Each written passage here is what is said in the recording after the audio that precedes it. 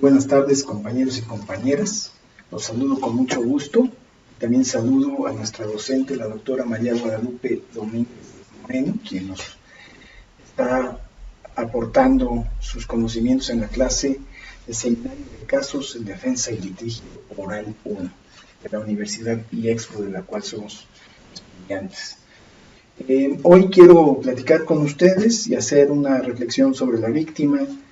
muy particularmente en el derecho que tiene de coadyuvar el proceso. Y en este sentido quiero comenzar diciéndoles que este concepto, junto con todos los demás derechos que tiene la víctima, ha evolucionado a partir del año 1993, cuando ya se plasmaba en la Constitución algunos derechos, cuales se le reconocía a la víctima la posibilidad de recibir, o más bien el derecho de recibir asesoría jurídica, el derecho de la reparación del daño y también el derecho a coadyuvar con el Ministerio Público, además de asistencia médica y psicológica cuando la víctima pues tuvo esa situación que lo llevó a precisamente iniciar este proceso. Para 1994 se reforma también el artículo 21, en donde ya se le permite a la víctima impugnar algunas resoluciones que tienen que ver con el no ejercicio o el desistimiento de la acción penal por ya una vía jurisdiccional. No es hasta el año 2000 donde se empieza a incrementar esa cartera de derechos, haciendo una división en el artículo 20 con un apartado A que tenía que ver con las garantías de la parte inculpada y con un apartado B que tenía que ver con las garantías de la víctima y el ofendido. En este sentido también se adicionan algunos derechos más, en el sentido de que ya teníamos la parte de recibir asesoría, de coadyuvar con el Ministerio Público, recibir atención médica, también que se le reparara el daño, y ahora bueno, ya empieza a implementarse o a reconocerse los derechos de los menores y las víctimas de violación y secuestro como algo muy particular. También se consideran las medidas y providencias de seguridad y auxilio para la víctima. Sin embargo, hasta el año 2008 es cuando se incrementa esta cartera de una manera pues más vigorosa para la víctima, se le toma más en consideración. En ese sentido, ya no nada más se le daba ese derecho de ser coadyuvante del Ministerio Público en el sentido pues de participar con él y tener alguna solicitud hacia el Ministerio Público, sino que ya también de alguna manera esta cuestión de la coadyuvancia ya iba a participar en el propio proceso penal. Esto le daba la oportunidad incluso actualmente la oportunidad de incorporar pruebas que le permitan a la víctima pues reforzar la acusación que ha hecho la Fiscalía, y también de alguna manera se le permite a la víctima desahogar, que se le desahoguen las diligencias y que interponga recursos en los términos que prevé la ley. Eso ya le permite una coadyuvancia más profunda, con una participación más cercana. Cabe mencionar que en esta coadyuvancia también la contempla el Código Nacional de Procedimientos Penales en su artículo 338, en el cual señala que para poder ser coadyuvante tienen que hacer un escrito las víctimas o la parte ofendida durante los 3 días siguientes a que se notifique la acusación realizada por la Fiscalía. Nada más que en este caso la coadyuvancia tiene un aspecto muy particular, se refiere a la coadyuvancia en la acusación.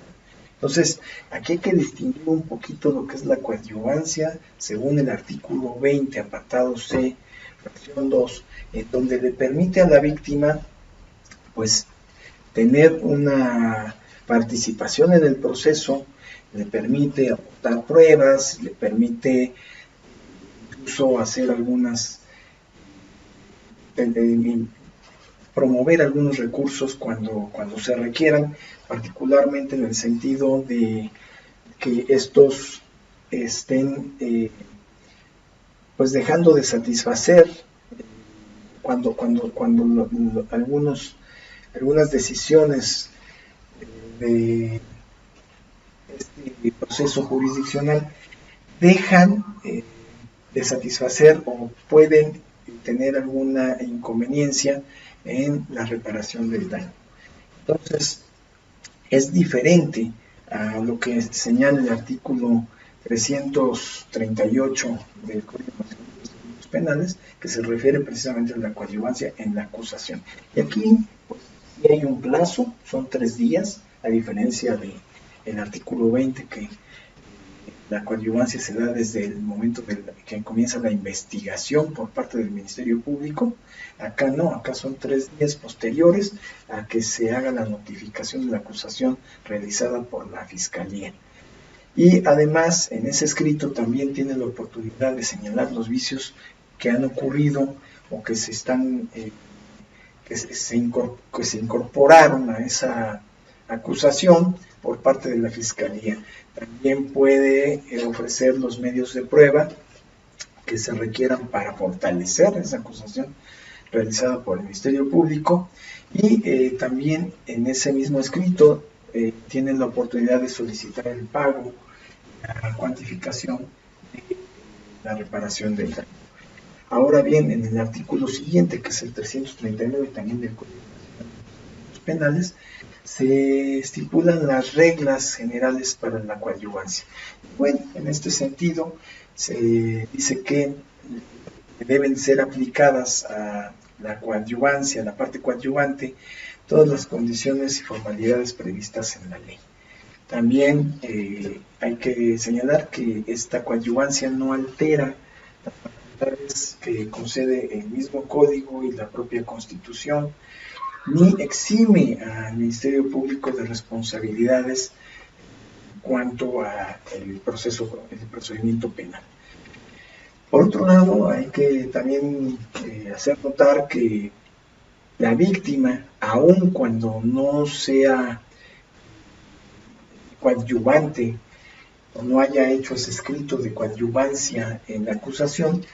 tiene la oportunidad de presentar ciertos recursos que de alguna manera estén relacionados con la reparación del daño, en el sentido de que esta no ha sido pues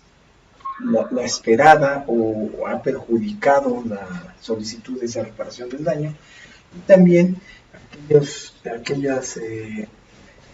situaciones que pongan fin al juicio o al proceso, o que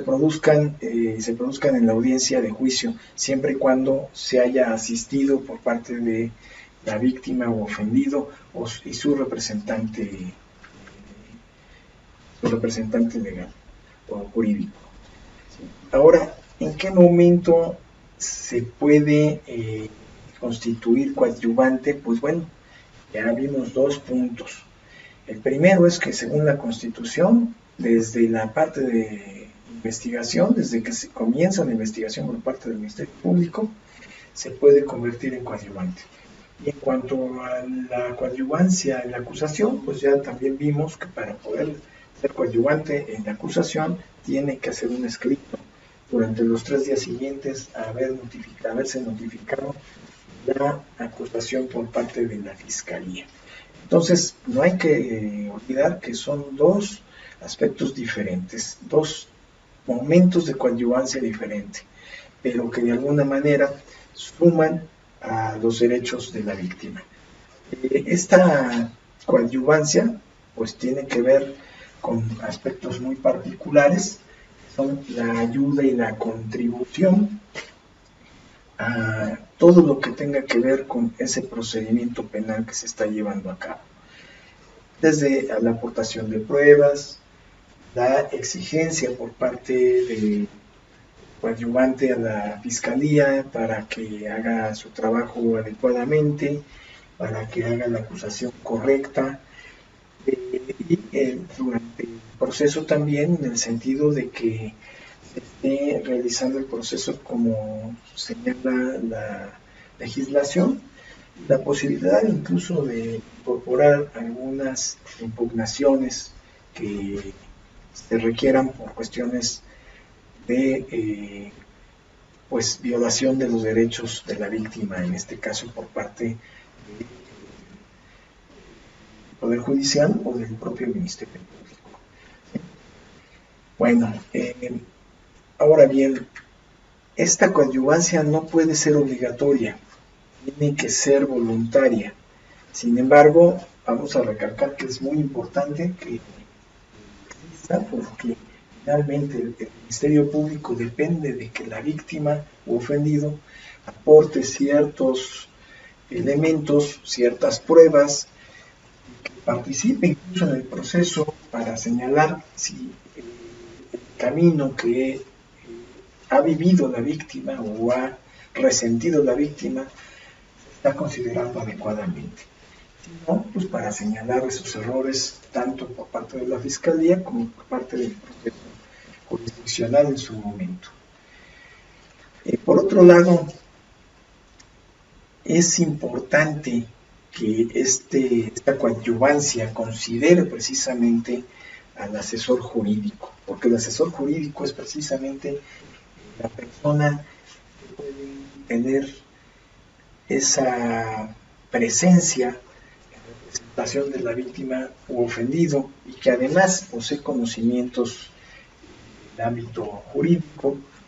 en el ámbito del derecho, que van a permitir hacer un trabajo mucho más asertivo, estar coordinado precisamente con el Ministerio Público para que realice bien su trabajo, para que se lleguen a los resultados esperados, tanto por la Fiscalía y cuanto y más por la víctima o la parte ofendida. La coadyuvancia, pues en cada etapa va a ser diferente,